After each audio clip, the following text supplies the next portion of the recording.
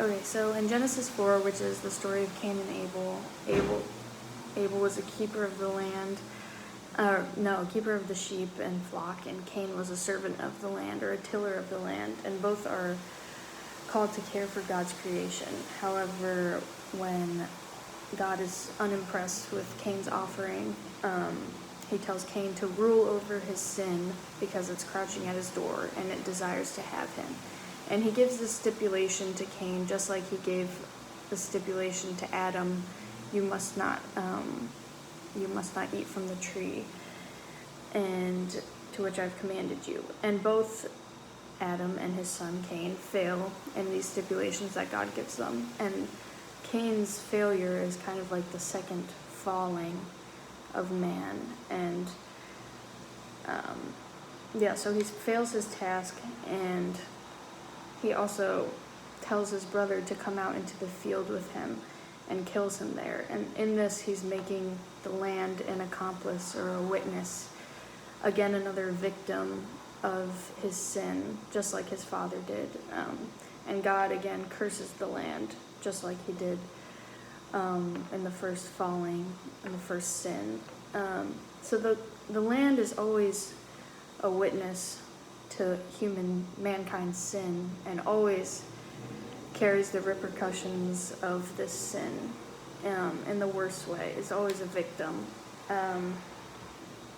And God says, your brother cries out to me from the ground, because the ground opened its mouth to receive your brother's blood. So here God is just personifying the ground and really making it seem like it was an accomplice in this sin. And so he curses the ground, and it will be a painstaking process of gaining food.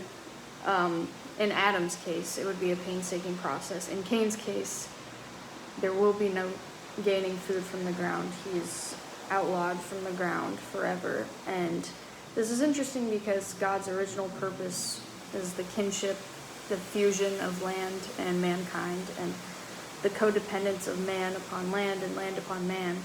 And now he's made it so that it's impossible, and man will never, at least right now, be able to have this codependence with land and have this partnership with it.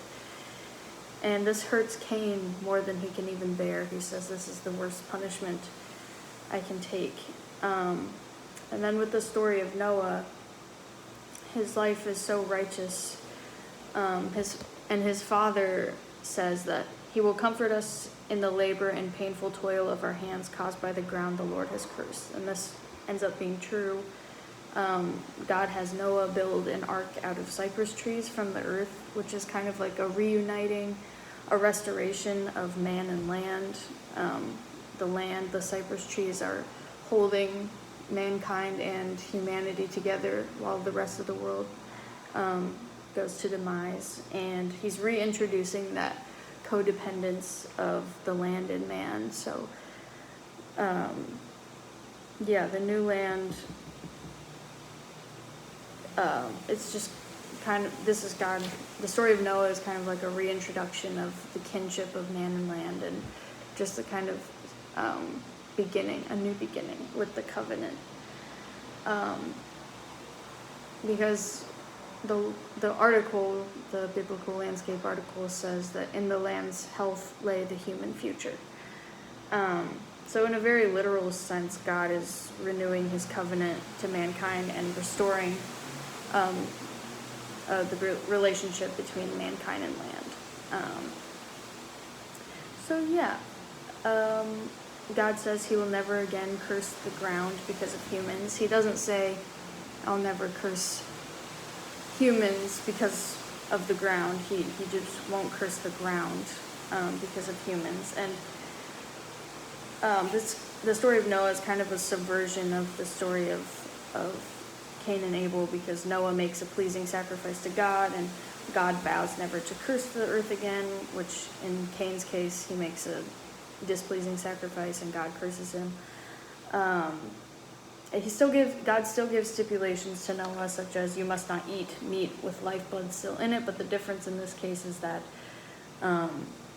while God cursed the ground before, God now says, I will no longer, well, he doesn't say this, but he will no longer punish humans. Humans will punish each other.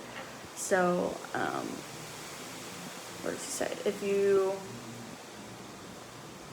Whoever sheds human blood, by humans shall their blood be shed, not I will curse the ground. So maybe that's God's way of taking a step back from curses and such and punishment because of the covenant he just made, and really putting his trust in humankind.